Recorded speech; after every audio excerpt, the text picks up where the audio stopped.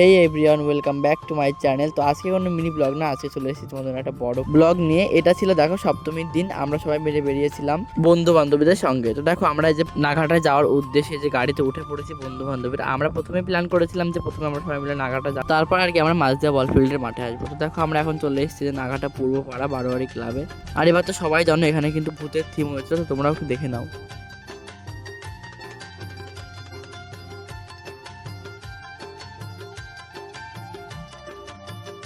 যাই হোক, বাইরে তো অনেক ভূত ছিল, সেগুলো কিন্তু আমরা দেখলাম। এখন কিন্তু আমরা ঢুকবো ভূত বাংলোর ভিতরে, আর এর ভিতরে কেমন লাগছে তোমরা দেখো একটু।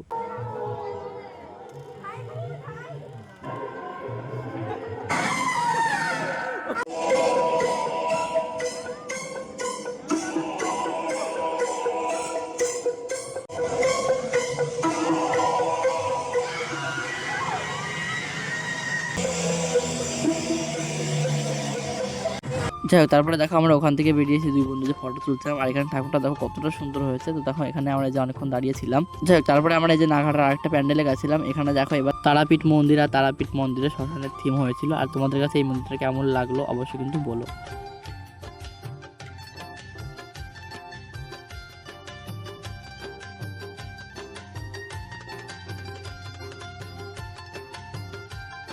দেখো বন্ধুরা, তারপরে তো প্যান্ডেলটা আমাদের দেখা হয়ে গেল। এখন আমরা যাচ্ছি ওই পাশে। ওই পাশে কিন্তু যে তারাপীঠের শ্মশানের থিম করেছে, এটা তোমাদের কেমন লাগছে অবশ্যই কিন্তু বলো।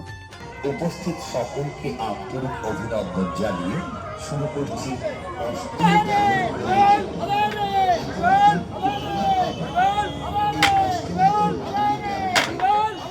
তারপরে দেখো বন্ধুরা, আমরা কিন্তু নাগাটার আর একটা প্যান্ডেলে এসেছি। আর এখানে কিন্তু এবার দক্ষিণেশ্বরের থিম করেছে। এখানে তোমরা কারা কারা এসেছিলে অবশ্যই কিন্তু বলো। যাই হোক, প্যান্ডেলটা চারিপাশে আমরা অনেক ভিডিও ছবি তুলে দেখো আমরা এখানে গেছিলাম এই যে প্রতিমা দর্শন করার জন্য। আর এখানে ঠাকুরটা দেখলে তো কতটা সুন্দর হয়েছে।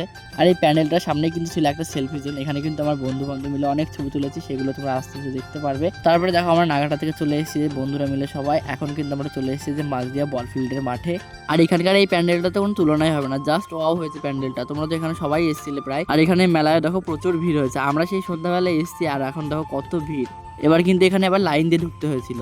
আর প্যান্ডেলটার পর সবথেকে সুন্দর যে জিনিসটা লেগেছে সেটা কিন্তু প্রতিমাটা তোমরা একবার জাস্ট দেখো।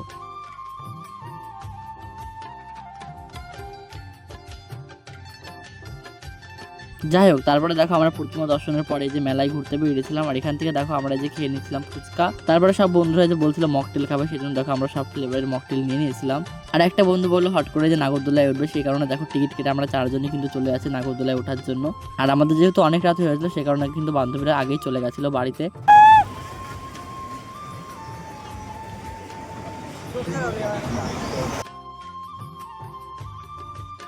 যাই হোক, পুজোয় সপ্তমীর দিন বন্ধু বান্ধবের সঙ্গে ঘুরতে বেরিয়ে কি কি করলাম সেটা তোমাদের সঙ্গে শেয়ার করলাম। কেমন লাগলো সবাই কিন্তু অবশ্যই একটু কমেন্ট করে জানিও। আর তোমাদের পুজোটা কেমন কেটেছে অবশ্যই কিন্তু জানিয়ে দিও।